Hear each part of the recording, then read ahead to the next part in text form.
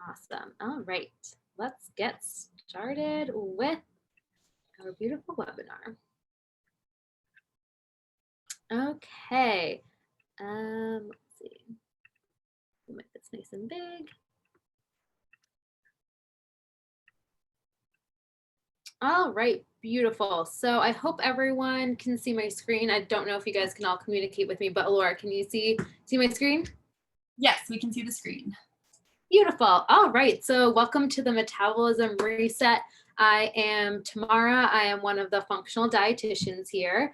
And Laura, if you'd like to introduce yourself. And I'm Alora. I'm the other functional dietitian. Awesome. And yeah, when Alora and I had been talking, especially over the last few months, it seemed like we had really been seeing a pattern in our clients where we were having some of the same conversations with lots of different clients over and over again, especially around metabolism, weight, and sort of this idea of how much should we be eating and how much should we be exercising to maintain the weight that we want to be. And so I have just a little disclaimer right at, I guess I'll go through my disclaimer first because I want to make sure I get this out there that health is our number one priority. And it's okay to want to look and feel a certain way. When we're talking about metabolism, that is often really interconnected with weight. But we just want to stress that our priority is always firstly and foremost is that it is our health. And then we can have a secondary goal of wanting to look a certain way, or we like to say release weight, but we need to make sure that everything else in terms of health is all set. And then once all of these things are back into balance, and we'll talk about a lot of different things that can be out of balance, but once they're back into balance, your body will have a much easier time releasing weight as opposed to when it is out of balance. Then it will have a really hard time to release that weight. And it might just be that it is holding on for safety reasons, which we will get into. But again, we just wanted to prioritize health. And we often have this conversation that that weight will come off once we address some of these underlying health imbalances. Okay, so today we have a lot of really fun topics, and I think Alora and I could talk about each one of these in a whole separate webinar.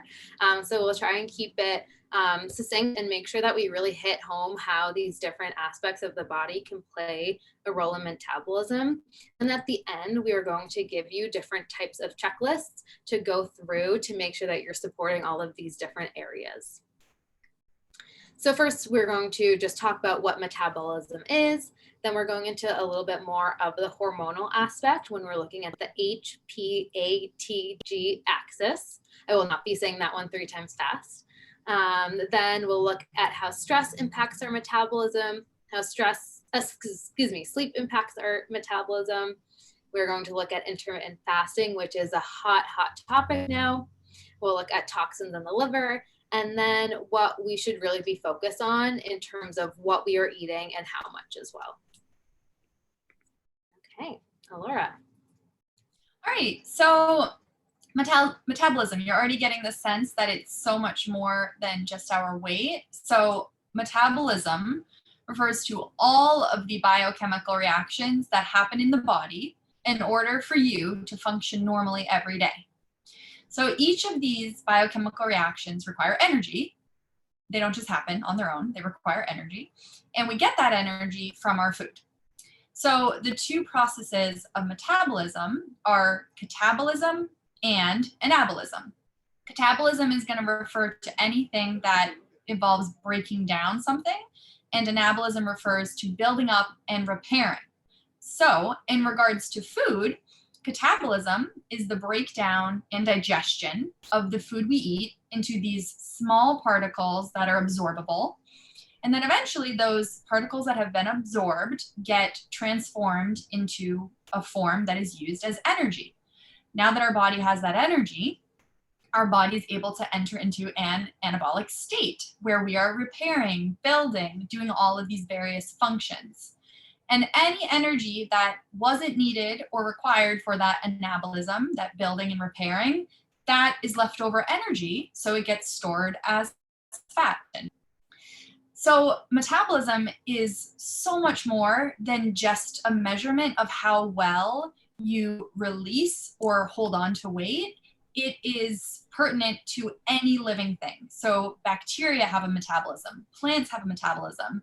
So we want you to kind of reframe in your mind this meaning of metabolism and labeling of metabolism. So there's many components to metabolism, and we're going to break them down right now. Maybe you've heard of a few of them, but when we talk about metabolism, we also talk about the rate at which our metabolism is moving. So some of these components are the BMR or RMR, basal metabolic rate, or resting metabolic rate. They're slightly different, but for the sake of this webinar, we're going to pretend that they're interchangeable.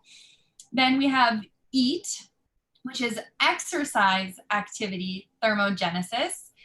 It's kind of an unfortunate acronym because it makes you think of eating and food, but this one is relating to exercise. And then the word thermogenesis it's just essentially the releasing of energy by creating heat, or a much simpler way to say that is burning calories. So everything we're talking about here are functions and processes that require the burning and utilization of energy or calories. Again, when I say energy or I say calories, those are interchangeable for this webinar. Then we have NEAT, which is non-exercise activity thermogenesis. And then the last one is TEF or TEF, thermic effect of food. And I'm going to go into a little bit more detail with each of these right now. All right, so BMR/RMR, or basal metabolic rate, or resting metabolic rate. This is the minimum amount of energy or calories required at rest, keyword there, to maintain homeostasis, AKA for you as a human being to stay alive.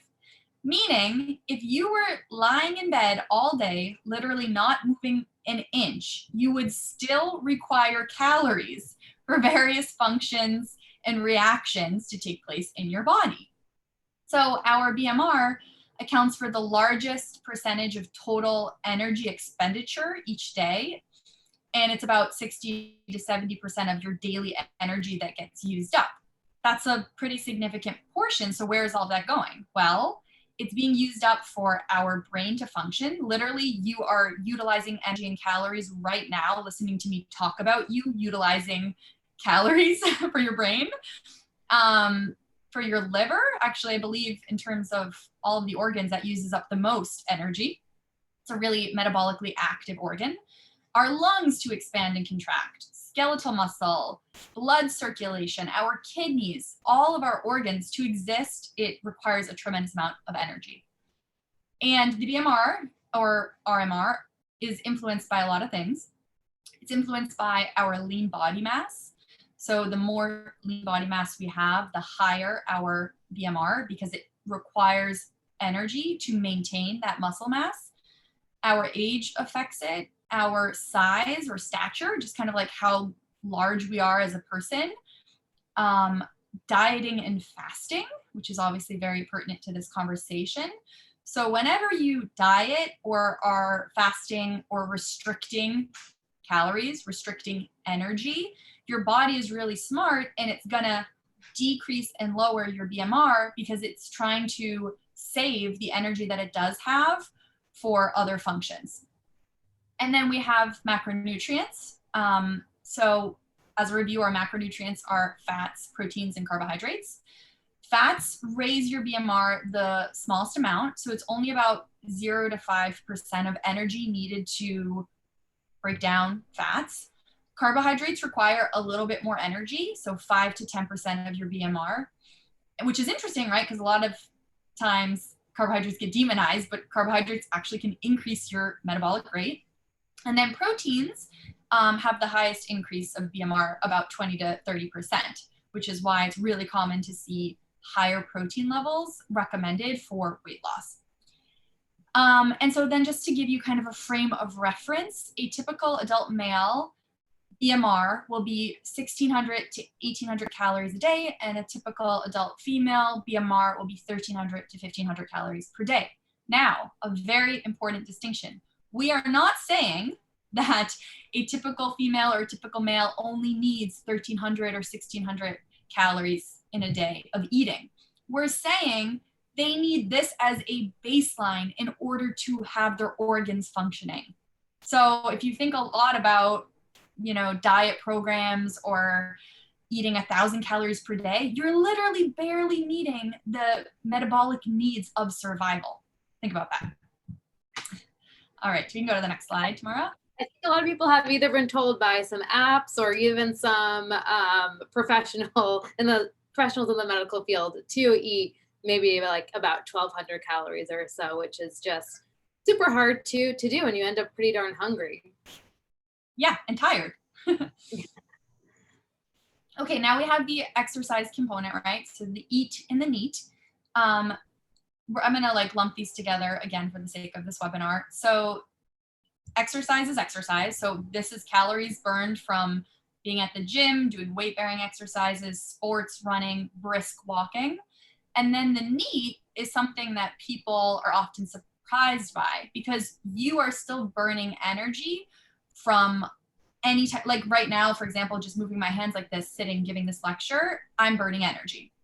So at work, at your occupation, doing leisurely activities, sitting, just standing, walking, but more so like a leisurely stroll rather than that brisk walking, talking, toe tapping, playing a guitar, playful dancing, reading, shopping. This all burns up energy.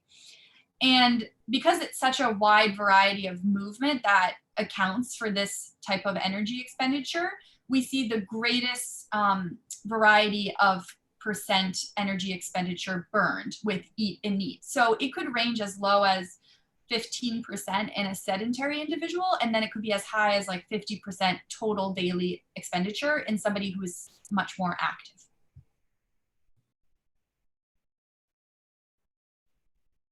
And then lastly, we have our thermic effect of food.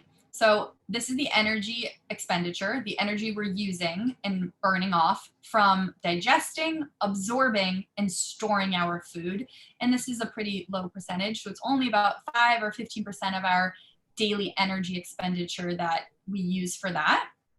So as you can see, there's so many aspects of total metabolism to consider for overall health and weight. So it's not just about dieting and exercise. Awesome, which brings us to a little bit of a metabolism matrix here. So I like to think of these different modes as maybe like gears, or we have this like little lever and we can go from different modes. And we can kind of balance out how much we're eating compared to how much we're exercising.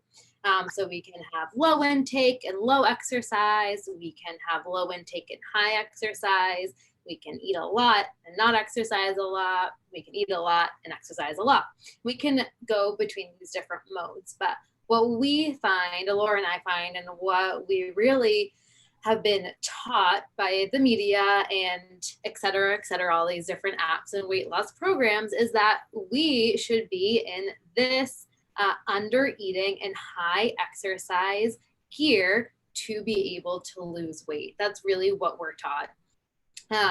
But maybe from trying this out that this doesn't leave you feeling really good, because if you are eating only about 1,200 calories a day, you're really only just barely supporting your organs. How can you have the energy to feel vibrant and feel healthy? But there's actually been studies on this as well. So they did a pretty big pretty unethical study that they would never do again, called the Minnesota study, where they took over 1,000 people and starved them and made them continue to exercise. And maybe they lost some weight at the beginning, but their energy went into the toilet. They had also a lot of mental effects during it. And for a lot of people afterwards as well, even after the study ended and they were allowed to go back to eating normally, especially those adolescents and young adults that were in the study, really had some long-term changes to their relationship with food and how their body reacted to food. So again, that was a completely unethical study. We would never starve people again, but it is interesting that we have some data that really shows us that, hey, this model that we've been taught and just hammered into us as being the only way to lose weight is just not going to work for us long term. We don't want that lever to be stuck in this gear forever. If we have a day where maybe we didn't eat as much and we had a lot of exercise, that's okay. As long as maybe the next day we eat a lot and we exercise a lot. And then maybe the next week is Thanksgiving, it's coming up. And maybe during Thanksgiving, we eat a lot and we don't exercise a lot. And that's okay. We want to be able to have some of that flexibility and sort of end up landing somewhere in the middle of all of these four different gears. But we really don't want to be stuck in that under eating and high exercise pattern. And something that we'll continue to talk about is that it's not just calories in versus calories out. We'll start to go through all of these different components that are having an effect on all these different parts of our metabolism that Alora mentioned. So we will start off with the HPA-TG axis. So we're looking at hormones here. So here is a little bit of a picture of what we're talking about when we're talking about the HPA-TG axis. We're looking at the hypothalamus and the pituitary glands in our brain. We're looking at our thyroid hormones. We're looking at our adrenal hormones, which are in the back here above our kidneys. And then we're looking at our reproductive organs that are really responsible for our sex hormones like estrogen, progesterone, and testosterone, for example. And in our sort of medical world today, when we have issues with one type of hormone, we go to one type of specialist. But in reality, all of these different glands and organs are all communicating to each other. They're all connected and they're all playing a role in this hormonal soup that is our body. And so when one part of this axis is off balance, then other parts are off balance as well. For today, we're mostly going to be focused on the thyroid and adrenal glands, but they are all super, super interconnected. And so the main function of the thyroid is our metabolism. It has a direct impact on our metabolism that I'll talk about on the next slide. And I like to think of it as the master speed dial of our body. And so we commonly see that women and men are more likely to have hypothyroidism, where their thyroid is running a little bit slower. That's what Alora and I tend to see more of. And in this scenario, when the thyroid is running slowly, that means the body is running slowly. And we can see that in energy, we can see that in digestion, for example. On the other hand, our adrenal glands, they're more related in terms of stress balance and immunity as well. So here are the thyroid hormone effects on our metabolism. And our thyroid does do some other things in addition to what I mentioned here, but I thought these ones were really especially connected to what we're talking about today. So number one, right off the bat, our thyroid hormones can increase our BMI when we have an appropriate level of thyroid hormones. So that regulates our weight, that regulates the amount of calories our body needs per day. And we saw, as Alora mentioned, that our BMR can make up a lot of our metabolism. So our thyroid is very connected in regulating our metabolism there. But it doesn't end there. It also can increase our thermogenesis. And so one telltale sign of someone that may have low thyroid hormones is that they are feeling cold all the time. They just cannot warm up.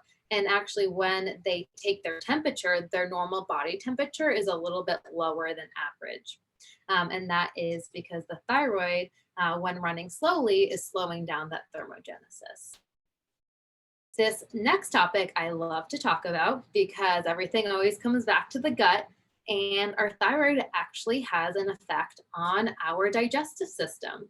So we have thyroid hormone receptors all throughout our body, especially in our liver gallbladder area, which I have a little picture here. So we have the big liver, and then this green little pouch is our gallbladder.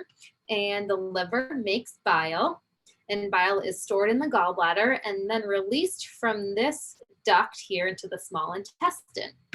It helps to digest food, especially fats and fiber. So it helps us get some some fat-soluble vitamins and extract all of these different nutrients from our food. But also, if we're not digesting fat and fiber well, we may tend to be more constipated. And we find that people that have maybe lower thyroid hormone levels tend to be a little bit constipated. Again, sort of that master speed control. When things are running a little bit slowly, our bowels can even run a little bit slower. This next one I highlighted because it's not something that we always think about when we think of thyroid health, but our thyroid can actually directly impact how much the liver, how much cholesterol the liver is making. And by impacting that bile flow, it is also going to regulate how much cholesterol is being excreted from the body via the bile. So, how many of you have been told, hey, your cholesterol's high, you eat pretty good, so it must be genetic, there's nothing you can do about it? I have seen that many times. And yeah, sometimes it might be genetic, but sometimes we can get some clues where if you're coming to me telling me you're always cold, you can't seem to lose weight, your cholesterol is a little bit on the high end, we can start to get some clues that maybe the thyroid hormones are out of balance. All right, lastly here we have beta oxidation. So this is the process by which we are using that fat that we just digested from our food, like maybe from an avocado, and we're using that for fuel. So this can be really important for utilizing the energy from our food, keeping us full nice and long, not giving us stomach aches, and yeah, just keeping us nice and energized. And over here is a picture of an adipose cell. So this is a fat cell in the body, but I prefer to use the term adipose tissue versus fat cell, since fat tends to have a negative connotation to it. Okay. So those are all the beautiful things that our thyroid hormones can do. So what can go wrong? Well, on this right-hand side, you can see that, and hopefully you all can see it. We can see that there are a few steps for our thyroid hormones to actually get to work to have an impact on our energy or metabolism. So first, our brain lets our thyroid know, hey, I think we need some more thyroid hormones. Your thyroid releases an inactive form of thyroid hormones, which is known as T4. They primarily get converted to the active form in your liver. Can happen in some other places too, like your gut or inside of the cell. And then once that form is active, that T3 hormone, that is what actually is going to have an impact on all these different cells throughout your body and help you make energy. And so there's a few different things that can go wrong along this pathway. The first one being too much stress. So if our body is under stress, our body might not prioritize making energy. It might be prioritizing storing energy. So it's going to slow down the thyroid in order to preserve that energy. When we have a lot of stress, we can go through that whole flow of making thyroid hormone to the point where we have that active thyroid hormone T3. But when that stress is too high, your body goes, no, thank you. And it turns that T3 into reverse T3. And so when we have that reverse T3, it is no longer active. So we can see that stress can have a direct impact on how much thyroid hormones your body is making. And so we always advocate, and we can definitely include in our follow-up resources, getting a full thyroid panel checked out when you do get lab work done to really see all these different steps in the thyroid hormone production flow to make sure and to understand where your thyroid might be running a little bit slowly. You also need a lot of vitamins and nutrients to be able to make these thyroid hormones. We need vitamin A, iodine, iron, protein, selenium, and zinc. And I'll go over some food sources of these at the end. I mentioned that the liver is really important for converting that inactive thyroid hormone to the active form. So if the liver is really bogged down and it doesn't have enough energy, like Laura mentioned, it needs a lot of energy. If it can't do all of its long to-do list, it might not be converting the thyroid hormone into the active form. So I talked about some ways that the thyroid can impact the gut, but it's a bit of a two-way street where if we have some existing gut imbalances that actually can slow down the thyroid or have a negative impact on the thyroid as well. For example, if we're not digesting our protein as well, that can have an impact on our thyroid. If our gut is inflamed, maybe we're not converting some of that inactive form to the active form of thyroid hormones. But there are also certain types of gut infections, especially a bacteria called H. pylori that lives in our stomach has been shown to be associated with Hashimoto's, for example.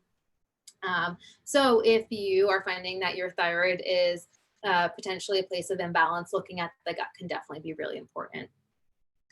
And then lastly, not eating enough. So maybe not eating enough total calories or maybe not enough carbohydrates can actually have a negative impact on the thyroid as well.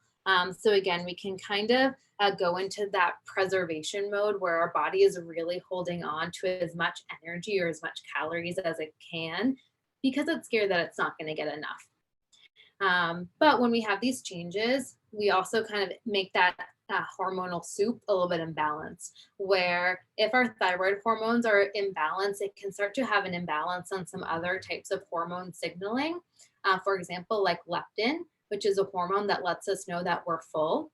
So if this is a little bit out of balance, we might not be getting that signal that we're full or satisfied. And it can also promote fat storage as well, or that adipose tissue storage. So we can see here that when the thyroid's imbalanced, we have some downstream negative effects. Okay, so next we're moving on to the adrenal glands, also known as the little party hats of the kidneys. So they're on our backs, or on our backside on top of our kidneys, and they're really responsible for regulating our fight or flight mode, so our stressed out mode, or rest and digest mode, where we're better at digesting food and relaxing.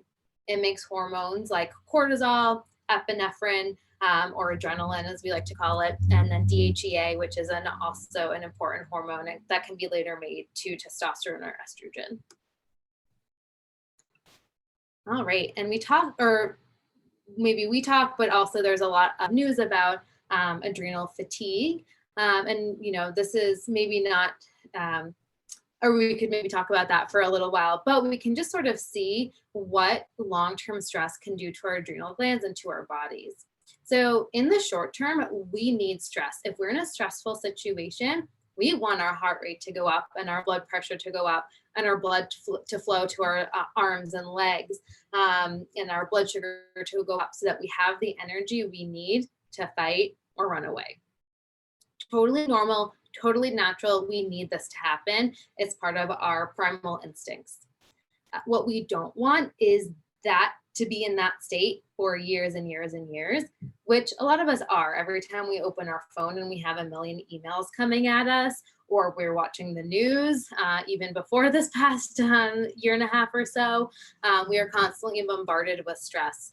And when our stress hormones and our adrenals are constantly in this activated form or in state, it can start to have some other effects that we don't necessarily want. So we might have increased water retention, inflammation, our glucose or our blood sugar and insulin can become a little bit out of balance, which can lead to higher blood sugar levels or that energy up and down. It can lead to fat storage on the body, but it can also really have an impact on our thyroid hormones as well, as we talked about. So kind of on that topic of stress, throw it over to Alora to dive into stressors a little bit more so. Yeah, so Tamara just nicely outlined the consequences of stress, but I'm going to talk a little bit about some unknown, or I guess not necessarily thought of, sources of stress that we have. Something I hear a lot is I'll ask a client like, "Oh, like how's your stress levels recently?" And they're like, "Oh, yeah, I'm not really stressed." And then we dive into some of these other things, and it turns out that they have a lot of stress stacked up against them. So you can go Yeah. ahead. Or how many times have we heard, oh, well, yeah, I'm stressed out, but it's fine. Yeah, Because yeah, yeah, like at some normal. point have fallen into that category for sure. Right. So it's so much more than emotional stress. So you may not feel the emotional stress, and yet your body physiologically could still be stressed out. Oftentimes, the emotional stress is like the last stop on the train, and it takes, a lot of this building up and compounding effects before it literally bursts out, whether that be anger or tears or any other type of emotion. So, some of the physiological stressors of the body that we see a lot are poor sleep or circadian misalignment. What does that mean? Well, we've all heard of the circadian rhythm, which is like mental and behaviors and physical changes that happen based off of a 24-hour cycle. So, if you're not in alignment with that 24-hour cycle, which involves both sleeping behaviors and eating behaviors, then that's going to be a form of stress for your body. As Tamara talked about with the matrix that we saw in the beginning, under eating and over exercising are huge stressors. Of course, under exercising is also a stressor for the body, but I want to be clear about this.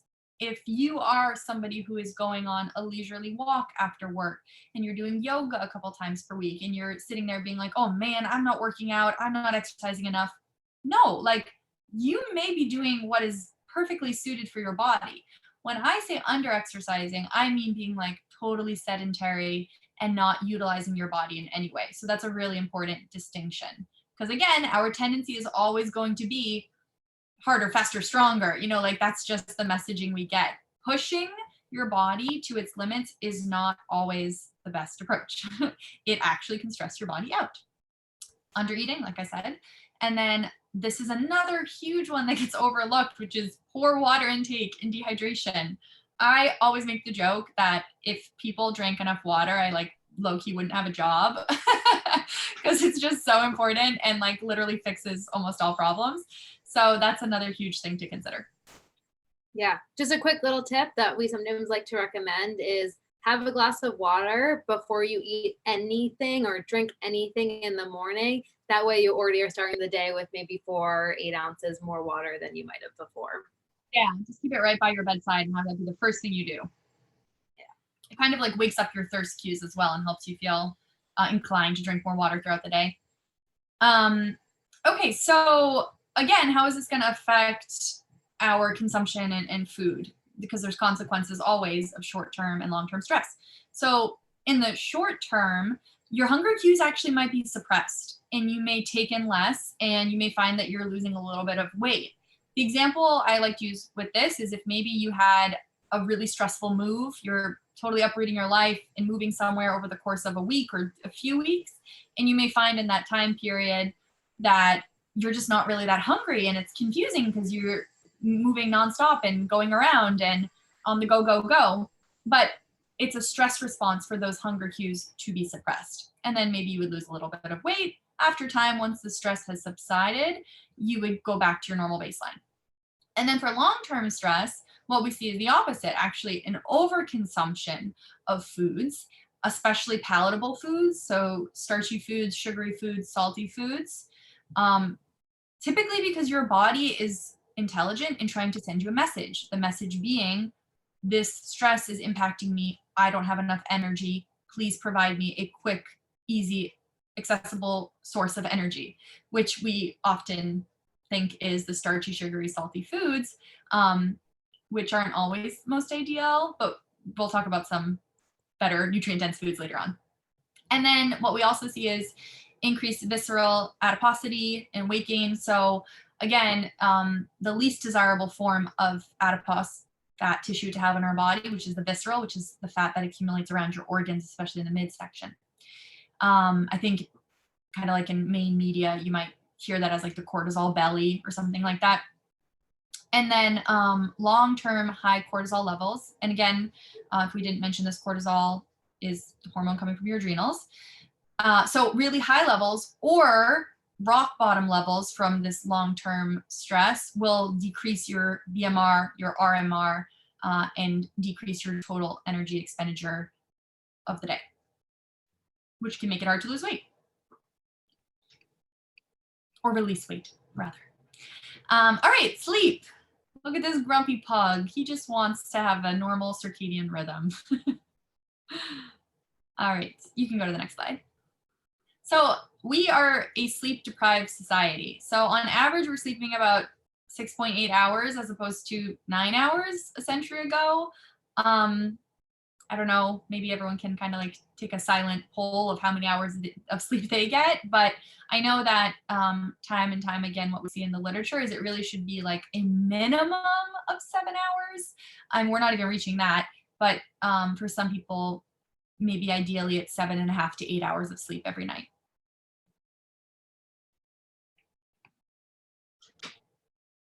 Okay, so what happens when we have this circadian misalignment, when we have poor sleep quality, not enough sleep, etc.? What we see is glucose levels will start to elevate over time, higher levels of insulin, and possibly higher triglyceride levels, like the things we're not wanting, right? We're trying to keep these in check so that we're not predisposed to diabetes or heart disease or anything like that. We have overall lower energy expenditure. So again, this basal metabolic rate, our resting metabolic rate, is decreasing. And the one study that I'm mentioning here, they showed that people who had poor sleep had a decrease in their resting metabolic rate by 5%. And then in addition to that, their resting metabolic rate after they ate dropped by 20%. So overall, they're just not having ideal energy utilization. Then we see lower leptin levels. As Tamara said, leptin is our satiating hormone. So essentially it gets released from our adipose tissue, our fat cells in our body, and it sends a message to the brain. We have enough fat, we're good, we're satisfied, we don't need very much more. And then it downregulates hunger hormones. So all of these things, whether you have all of them or you have a few of them, can lead to an increase in weight gain and overall BMI. So sleep also affects the food that we decide to eat or not eat. And so a poor quality sleep or insufficient sleep may cause a preference for certain foods. And those foods we see are higher carbohydrate foods, so sweets and starchy foods, salty foods, again, like I was saying, with the long-term stress, these palatable foods, because our body is not getting the energy it requires because we're not sleeping enough, or our energy reserves are being stripped away because we're hyper stressed. And so our body's just trying to reach for something. So these cravings are more so driven by emotions and psychological needs rather than inherent caloric needs of the body. And we know that if we do have too many calories for the amount of anabolism and repair and build that we need in our body, then it gets stored as adipose tissue. Okay, now for the hot topic of intermittent fasting. Try to breeze through this. Tamara and I did another webinar on debunking nutrition trends. So if this isn't satisfying enough for you, you can go watch that one as well, because I talk a lot about intermittent fasting there. So what you're all wondering, can intermittent fasting boost your metabolism? And the short answer is yes. We know that when we switch from a fed state to a fasted state, that we can burn more calories and lose weight. So simply put, yes, but obviously there's nuance to everything. So there's lots of documented benefits of fasting. It's evolutionarily embedded into us. It's a natural part of our circadian alignment, right? Like we will eat during the day and then naturally we just fast overnight because we're preoccupied with sleep. And so there's been so many documented benefits that we know of from the beginning of time. And that's improving our metabolism, lowering blood sugar levels, lessening overall inflammation, and then in particular, this phenomenon called autophagy, which essentially is like clearing out and doing like spring cleaning of the old cells and toxins that you just have residing in your body.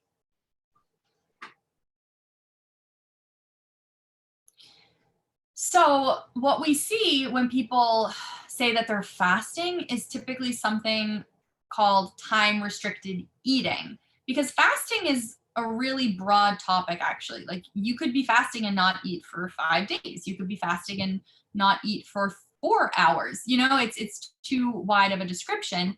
So what we're talking about here is time restricted eating, and that just means limiting your eating to certain hours of the day, whether that be limiting it to morning to mid afternoon or early evening, or limiting it to starting at noon and going into late evening or, you know, early evening. But the timing really does matter. And we see that there are benefits to shifting that window to the earlier hours of the day. So what are these benefits? What's going on? Well, we have greater digestive capacity when we eat when the sun is up. So gastric emptying, the flow of food through our digestive tract, and blood flow are much better during the daytime than they are at night. So if you're somebody that gets home from work and eats their dinner, a large dinner at 7:30 or 8 o'clock at night, and you're like, oh, I don't know why my food just like sits in my stomach. This is part of the reason. Like you just don't have the ability for that flow as well as you do earlier in the day. Our metabolic response to glucose load, so how much sugar or glucose is being dumped into our digestive tract and then into our blood, is much better in the morning than at night. In a similar vein, insulin response to metabolism of food is much better in the morning. And then if we flip that and we see what happens when we eat late at night, well, this is possibly disturbing our sleep patterns, because instead of our body preparing for rest, it's still preoccupied with digestion, because remember, that requires energy, as we talked about early on in the webinar. These are things we hear a lot from clients and other people. I don't eat breakfast. I only have coffee in the morning. I have no appetite in the morning, so I just don't eat. I have my first meal of the day at noon. So a lot of this is problematic because we're not taking advantage of our full digestive abilities, and it also, we're potentially stressing out the body more. So what do we recommend, right? So I started this off by saying that fasting has so many benefits, but now I'm saying, well, it's not so simple. It really matters when you do it. So what we recommend is circadian rhythm fasting. Really fancy way of just saying, try to eat the majority of your food during the daytime. Don't shift it so that you're eating the majority of your food in the dark hours in the evening. Focus on having a healthy diet, a balanced diet, and overall balanced lifestyle. All of these things in conjunction are what gonna make you have access to those benefits of fasting. If one thing is out of alignment, like you're not sleeping, or you have really high stress levels, or you're not eating the nutrient dense right types of foods, you're not going to reap those benefits from fasting. And instead, that fasting is going to become an additional source of stress. So when you have all of these things in alignment and you're really honoring your body, this can be really effective and beneficial for healthy metabolism, weight loss, sustainable weight loss, so not just rapid fire weight loss that you gain back eventually, and even diabetes prevention because of all of those benefits to blood sugar stability. A really important but quick note about people who should not be fasting: pregnant individuals, someone who's postpartum, breastfeeding, anyone with a history of disordered eating, if you're chronically stressed. So I was just saying this, if you already have your cup and it's entirely full and you add one more thing into it, it's going to overflow. So make sure that your cup is able to take on an additional stressor. Adrenal imbalances, blood sugar issues, poor sleep. If your body weight is just low to begin with, again, that's a stressful state for your body. We don't want to stress it out more. Thyroid imbalances, advanced diabetes. If you're looking for the diabetes prevention, that's a different scenario. But if you already have advanced diabetes, you should really work with your practitioner. If you have irregular periods, because that's indicative of having a hormonal imbalance and a stressed out state to begin with. And if you're just new to focusing on diet, exercise, and lifestyle changes, like let's focus on the fundamentals first. We don't have to necessarily fast. There's going to be so many benefits from just eating balanced meals and getting more nutrient dense foods into your system. Oh, sorry. So some alternatives, if you're not ready to fully dive into fasting, because again, that can look like a lot of different things, you could just try doing a simple fast. So making sure it's on the earlier side, but restricting just from like, not restricting, but allowing food from 10 a.m. to 6 p.m. and then not eating outside of those windows. But it could look like 10 a.m. to 7 p.m. or 8 a.m. to 5 p.m. Like you can decide whatever feels good for your body depending on your work schedule and your sleep schedule. Another thing that we recommend a lot is just letting your body burn fat and use up energy between meals and not snacking. And oftentimes, if you are snacking, it's a sign that you didn't have enough food at your meal or it wasn't a nice balance of all macronutrients, carbohydrates, fat, and protein. And I don't know if we've mentioned it yet, but a misconception that we see a lot is like, oh, I have to eat all the time in order to keep my metabolism active. That's not the case. You need to let your metabolism do its job and burn off the energy.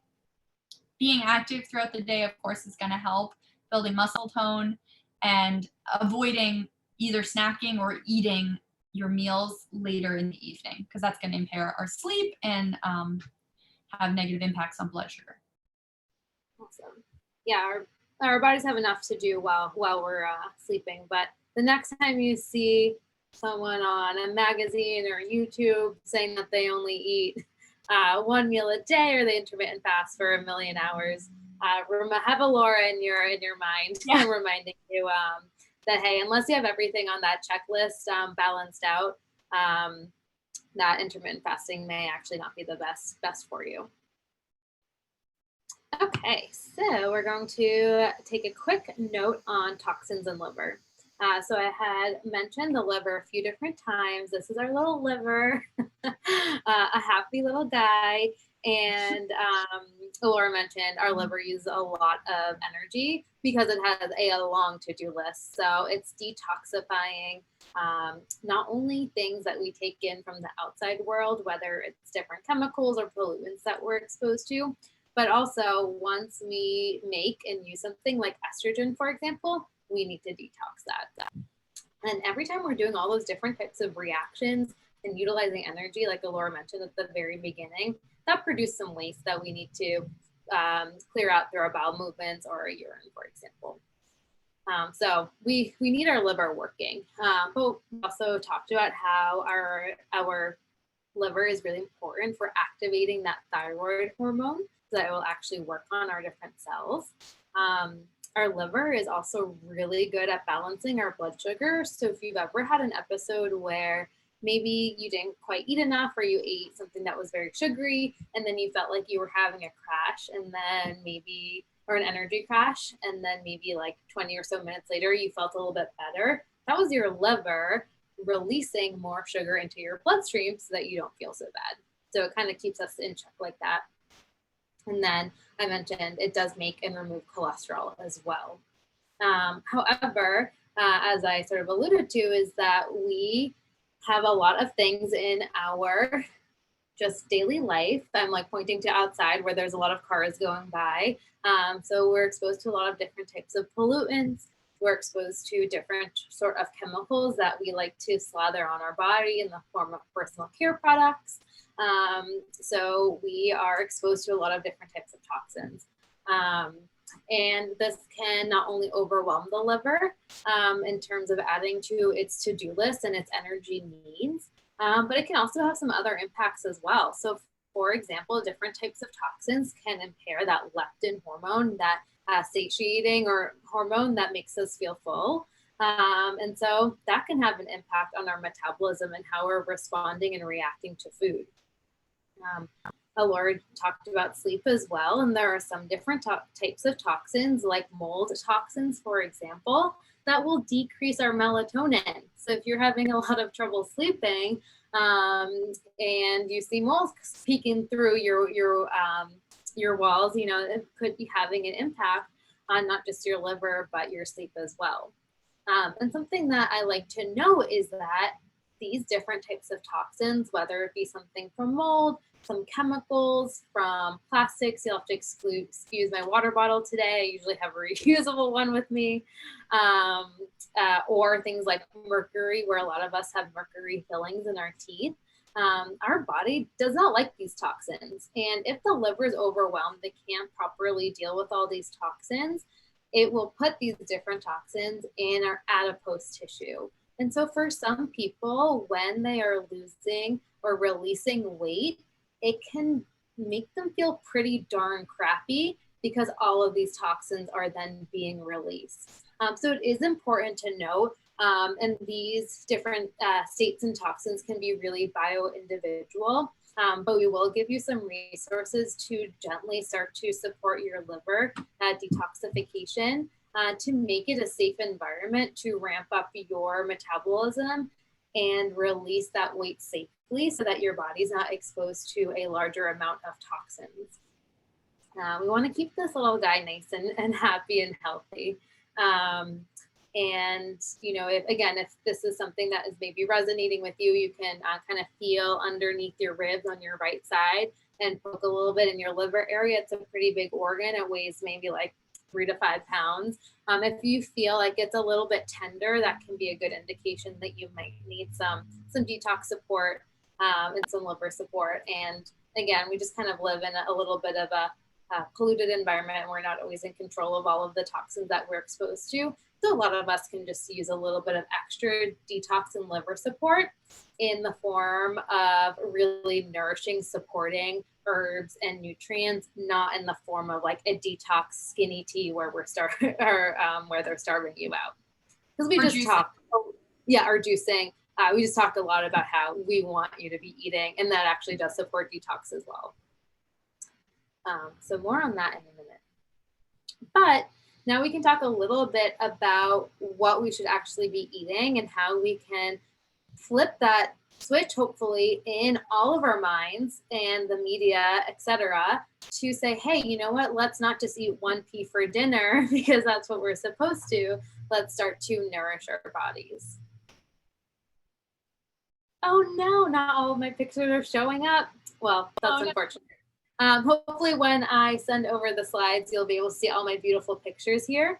But we kind of have on one side over here, lots of very nutrient dense foods. So all of these foods have not so much a lot of calories, but they have a lot of vitamins and minerals, lots of fiber, lots of antioxidants. So I had a nice salad with grilled chicken. I had potatoes on there because potatoes and bananas really have a bad reputation in terms of metabolism and weight. And I'm here on behalf of potatoes and bananas to say they are okay.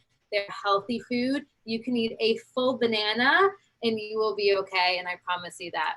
And potatoes can be incorporated in part of a healthy diet as well. Versus when we look at some of these other foods, on this side, we're looking at more of these processed and packaged foods. And when we're comparing these beautiful fruits and veggies to these really processed foods, it does not matter about calories in versus calories out or total calories. We are trying to look at quality over quantity. If I'm looking at this section, I see canola oil, which is known for being really inflammatory and processed. If you still have canola oil at home, smell it. It smells like chemicals. You probably want to toss it in for some olive oil, ghee, or avocado oil. We have Special K cereal, which was branded as a weight loss cereal when it's really just mostly filled with sugar. Doesn't have a lot of fat and protein to actually help to keep you full. We have a lot of low fat items like a low-fat yogurt. But when we're talking about getting our bodies nice and satiated and providing all of these nutrients for our adrenals, for our thyroid, to decrease our stress, we don't want to keep restricting and taking out really important ingredients from our food, like fat, that keeps us full. They just tend to replace it with things like sugar that give us a boost of energy and then make us come crashing down and make us want another snack again. And we're on this up and down and up and down. So it's kind of this vicious cycle where these products and very packaged foods really do not have a lot of nutrient density. They are high in calories sometimes, but they are not providing us with those nutrients that we need.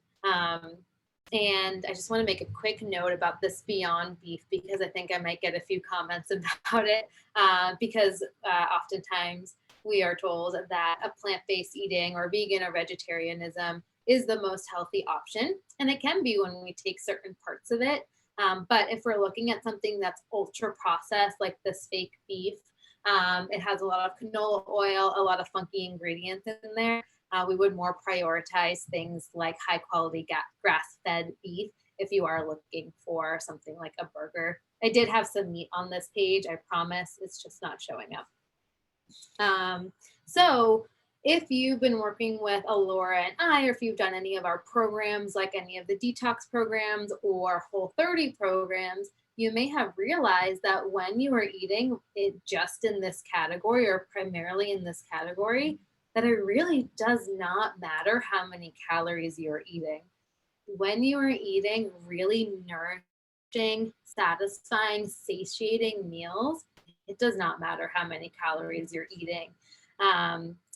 You are providing your body with enough fuel and the right type of fuel, so that perfect balance, like Alora had mentioned, of proteins, carbohydrates, fats, fiber, antioxidants, vitamins, and minerals. We talked about all of the vitamins and minerals that the thyroid needs. And we are decreasing inflammation all at the same time to get to a point where you can eat whatever you want, as much as you want, as long as you're focusing on these whole, real, nutrient-dense foods. As opposed to the opposite, where all of these other super processed packaged make us feel bad and make us feel like we need to eat less and less of them, when really they're not providing us with the nutrients that we need, unfortunately. So here are some signs that you may be under eating. So maybe some of these we've talked a little bit about, but we may have a cold body temperature. Maybe you notice your hair is falling out or thinning, or you have weak nails. You might not even feel super hungry. I've seen people that are intermittent fasting and just sort of in the name of getting to a certain number of hours of fasting, they just sort of ignore all of their hunger cues to the point where they don't even really feel them anymore. And we'll talk a little bit about that coming up as well. But you may also feel like you're going to bed hungry, or you may feel that you're just never satisfied after a meal. So you may be eating the appropriate amount, but you're never actually feeling full. You may have some low thyroid hormones, some imbalances in your menstrual cycle, for example. Maybe you're finding that you're working out all the time, but you're just not building muscle. You're not getting any stronger. You may have some energy crashes, especially maybe that fatigue around 2 to 3 p.m. Or you may feel like you're stuck on that cycle of waking up, needing caffeine to get you going, and then snacking throughout the day and kind of being on this up and down roller coaster of energy and blood sugar imbalances. So what can we do? We have this concept, actually, we did not make it up, but there's this concept of reverse dieting, where we slowly increase our calorie intake to improve our metabolism and hormones. Because we know now, or we hope that you know now, that restricting your food and over-exercising is not the solution for a balanced metabolism and long-term weight loss. So we want to start listening to those hunger cues again. We have sort of been taught that when we are full, that is a bad thing. We have been taught that hunger is not a good thing either. So how many of you have been on a diet, and when you feel hungry, You feel bad about yourself for being hungry because you're supposed to feel okay on 1,200 calories a day. And when you feel too full, you also have negative feelings. So we kind of need to rewire all of that and realize that these are just signals.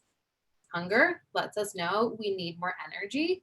Fullness lets us know we've had enough energy for this for this specific meal.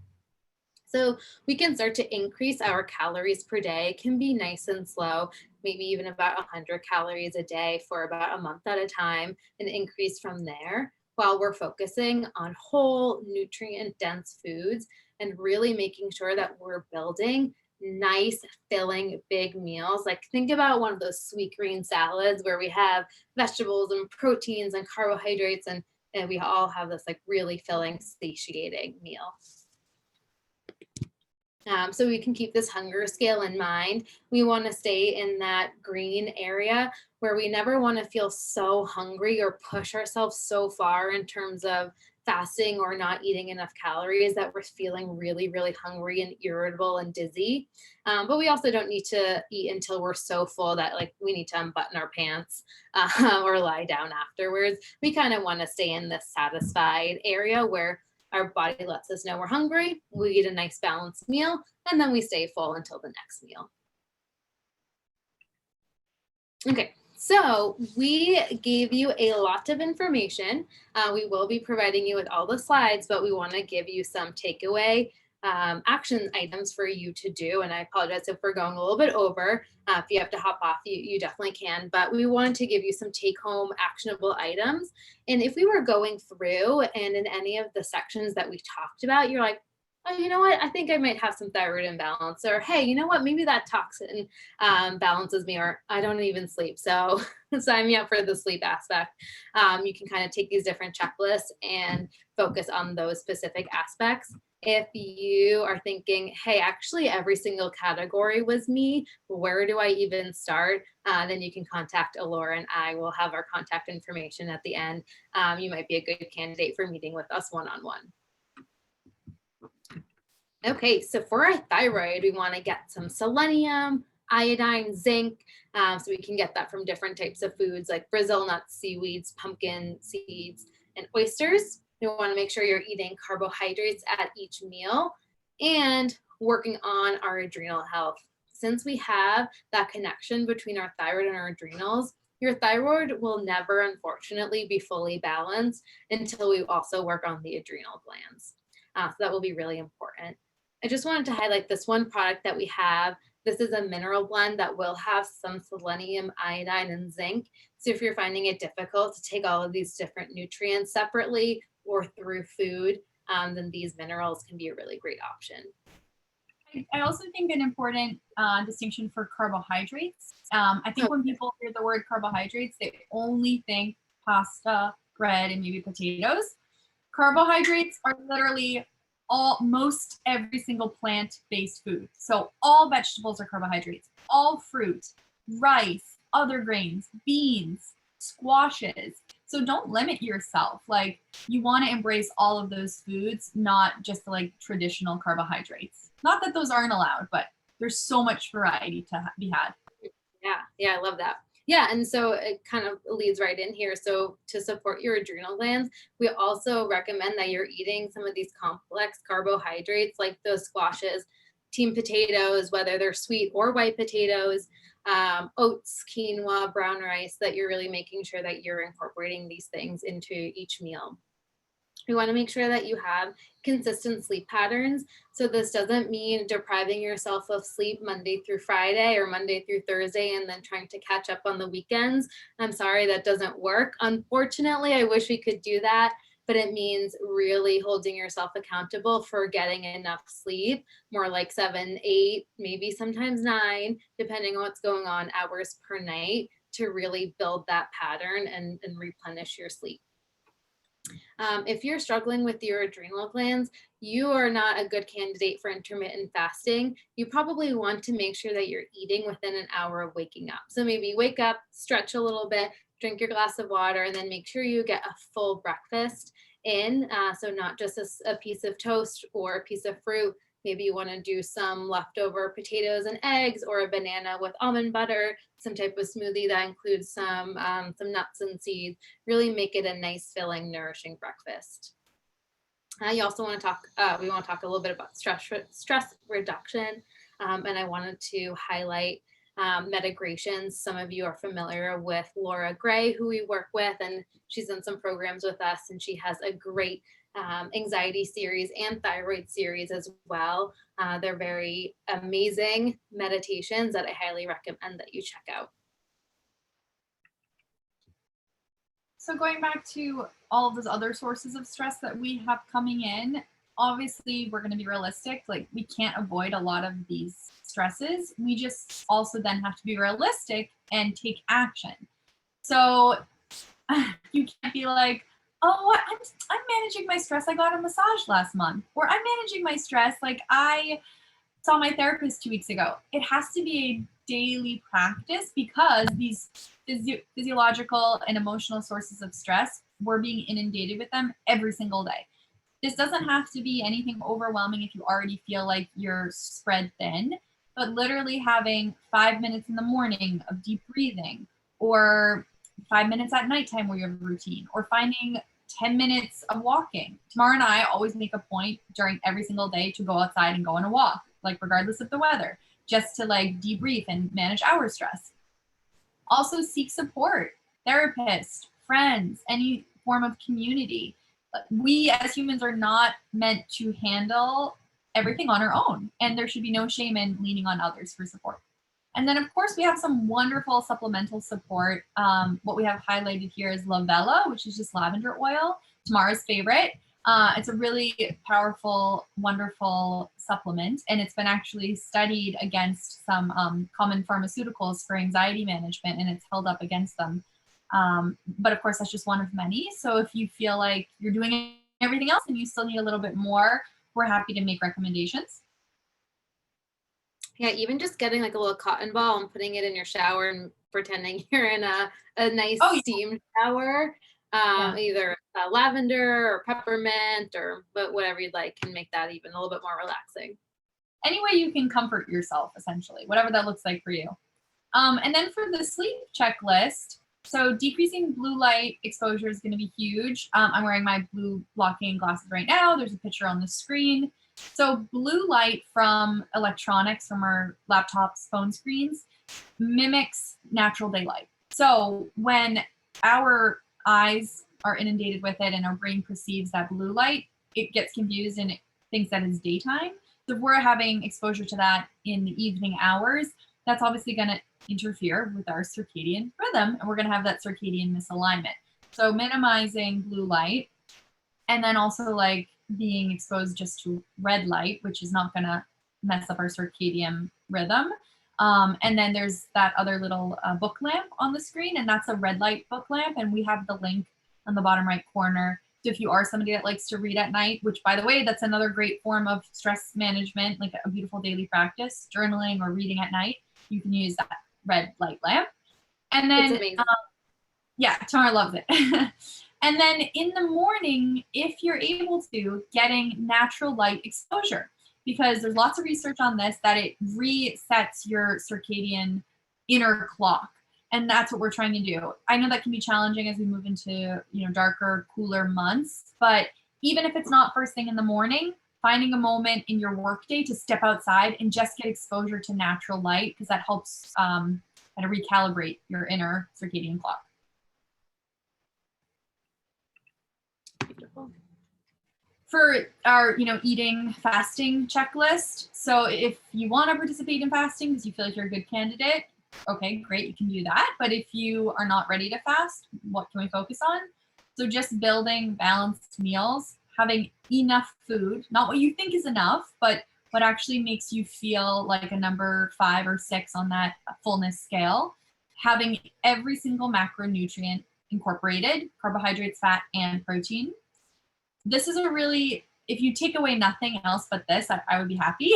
So flipping your eating patterns, just doing an experiment where you eat your larger meals earlier and then your smaller meals later in the day. So maybe breakfast becomes your largest meal of the day, lunch is kind of a medium-sized meal, and then dinner is the smallest. Obviously, it doesn't have to be every day like that, but just flipping that will help capitalize on our digestive abilities that are so much better in the earlier hours.